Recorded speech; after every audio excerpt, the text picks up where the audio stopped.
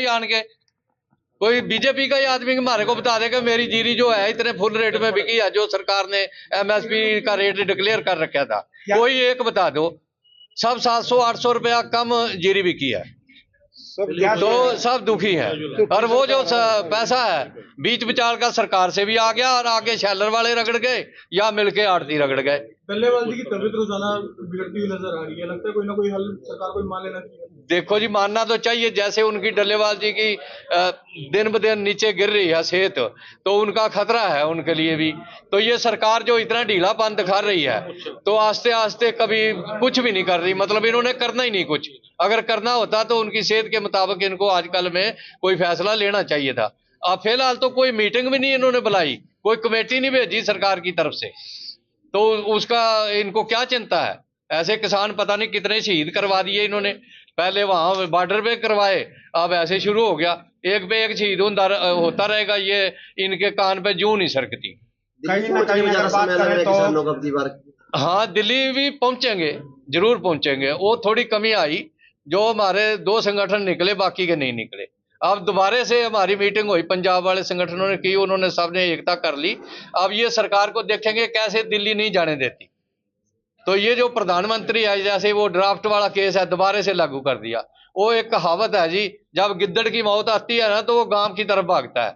ये ऐसा ही कर रहा है, इसको ये पता चलेगा बाद में कि कैसे किसानों के साथ पंगा लेते हैं। पहले भी लिया था, अब फिर ले लिया वो ड्राफ्ट वाला। तो अब हम देखेंगे कैसे रोकेगा दिल्ली बॉर्डर। पिछले दिनों सुरेंद्र घुम्मन है मेरा नाम जी।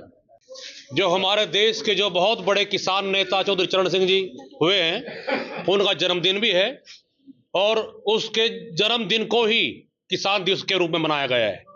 तो उनका जन्मदिन मनाया गया पहले, और जो दूसरा प्रोग्राम हमारा जो संयुक्त मोर्चे का फैसला था कि 23 तारीख को किसान दिवस वाले दिन ही किसानों का जो विरोध रूप है वो भी दिखाना पड़ेगा, क्योंकि सरकार इतनी निकम्मेपन पे उतर चुकी है। सभी जानते हैं कि कितने दिन से हमारे जो नेता हैं डल्लेवाल जी भूख हड़ताल पर आमरण अनशन पर बैठे हैं, और सरकार बात करने के लिए बिल्कुल भी तैयार नहीं है। तो सरकार बेशर्मी पे है। हमारा निवेदन है सरकार से कि सरकार उनसे बात करे। नेता का मरना इस तरह कोई छोटी मोटी बात नहीं है। अगर कुछ उल्ट पुल्ट हो गया तो देश के हालात क्या होंगे ये सभी जानते हैं अच्छी तरह, क्योंकि देश का अन्नदाता कोई वैसी बात नहीं है, ये बहुत बड़ी शहीदी है। और सरकार जो झूठ बोल रही है बात बात पर कि हमने तो भाई एमएसपी दे दी, एमएसपी थी, है और रहेगी, बिल्कुल झूठी बात, बिल्कुल निकम्मापन, कुछ नहीं है। सभी जानते 4 दिन पहले हमारे जो धान की फसल बिकी है 200-300 रुपए कम बिकी। कम से कम पूरे हरियाणा का जो आंकड़ा लगाएं तो 300 करोड़ रुपए का नुकसान है किसानों को। 300 करोड़ का अकेली स्टेट हरियाणा की बात है ये, और ये कहते हैं एमएसपी बिकी है, कुछ नहीं है। उससे पहले सरसों की बात करें तो 1000 रुपए कम बिकी एमएसपी से। सरसों की फसल जो किसानों की है पूरे हरियाणा के अंदर 1000 रुपए एमएसपी से कम बिकी। कितना नुकसान है, कौन भरपाई करेगा।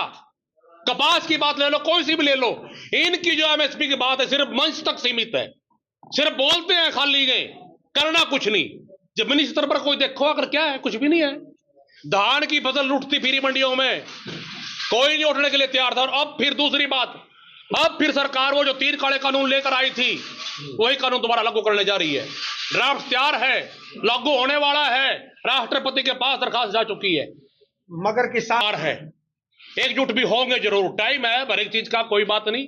थोड़ा बहुत फर्क आ जाता है, उसका रिजल्ट लोग देख भी रहे हैं और मीटिंगें जारी भी हैं।